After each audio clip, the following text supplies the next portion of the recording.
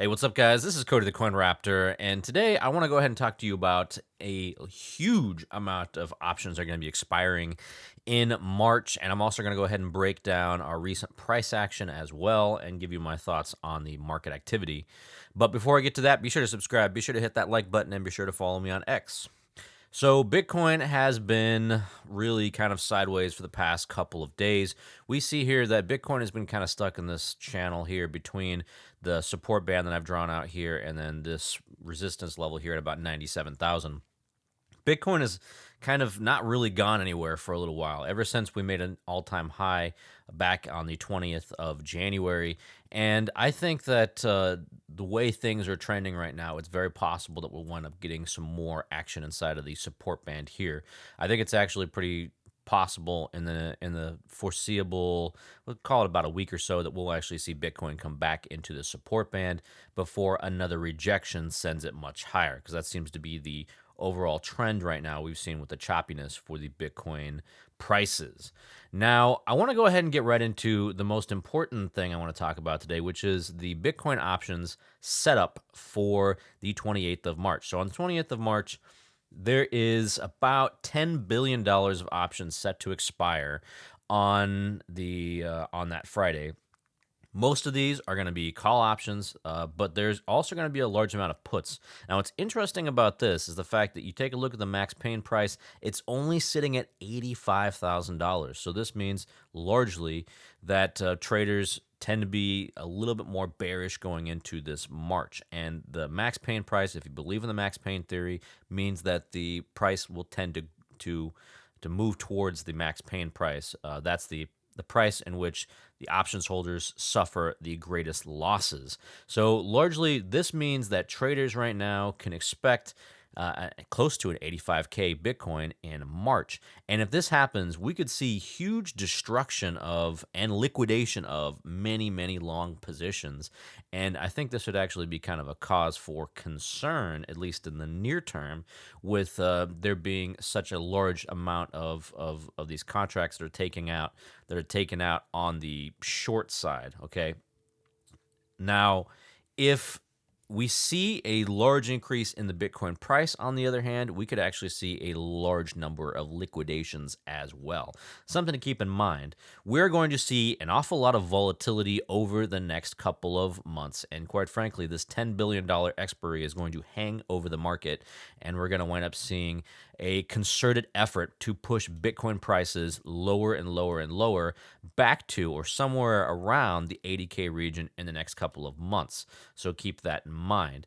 Now, what's also interesting is the fact that February has been probably one of the most disappointing Februaries in all of Bitcoin's history. Normally, February is a strong month for Bitcoin with an average return of about 14%. And so far, we really haven't even seen that. Now, what's notable about this is that normally when you have a red February, you also tend to have a red March as well. These are very uncommon events to have a red February and a red March. And this looks like, I think, would be a strategy that will repeat itself. It will see some weakness in the Bitcoin price if we continue to go lower for February. If the price continues to go lower, if it sticks within the support band, and we don't see a strong bounce out of the support band, and it's entirely possible we're going to see Bitcoin in the 80,000s, and the metrics for the options would kind of bear that out. So bottom line up front right now, traders are bearish, and the price action is kind of justifying this to a degree.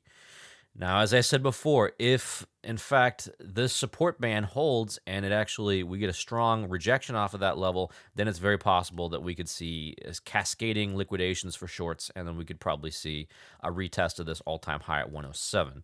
Okay. As this situation develops, I will get you more information. Be sure to go ahead and subscribe to the channel if you guys are interested in hearing about that. But this is very interesting. I do think that from a perspective of somebody who's a long-term investor like myself, this would be a great opportunity to buy in the 80s and then hold for the long term. Now, as a reminder, Bitcoin is not currently overvalued. If you take a look at the MVRV Z score, we can see here that we're sitting at about 2.5. Now, as a reminder, Bitcoin usually tends to top out in bull markets at about anywhere from 6 or 7 that we've seen back in 2021, for instance. It went all the way up to 7. Now we're just sitting at about 3.5. All right. As a reminder, your MVRV score is your market value divided by the realized value, and that gives you a what they call a Z score. And the Z score is calculated here at the bottom here. If you guys want to take a look at this and see how they set this up, this is on CoinGlass, but it gives you an idea of how Bitcoin is relative to the prices people have paid in the past when Bitcoin was last moved. All right, so this is something I always tend to keep track of in case of wondering whether or not Bitcoin is overvalued or undervalued. The other thing I want to talk about is the Bitcoin spot ETFs. Now you can see here spot ETFs have still mostly been green when it comes to net flows. So there's been more money going into the spot ETFs than coming out. That's always a bullish sign. And we've also seen a change in the wallet behavior here of the wallet, also known as Mr. 100, the Bitcoin whale wallet that was previously the number 10 wallet that we have data on. So the 10th largest wallet. Now it's gone down to about 13 or 14. But they have been selling Bitcoin for the past couple of weeks. And only recently, they've started actually buying Bitcoin back here. So about 200 Bitcoin over the past couple of days.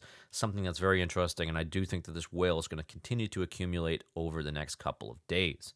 All right, but let me know what you guys think in the comments below. If you think that it's possible that we'll get a nice rally off the support bend, let me know what your plans are going to be for your own Bitcoin. I have not sold any Bitcoin, and since my last purchase of Bitcoin, which was back on the 3rd of February during this huge drop that we saw on the tariff concerns. And if you guys missed that, I did make a post on X. Definitely follow me on X if you want to see that information. I will post that stuff as soon as I actually execute the trades. But that's all I've got for today. I'll catch you guys in the next video.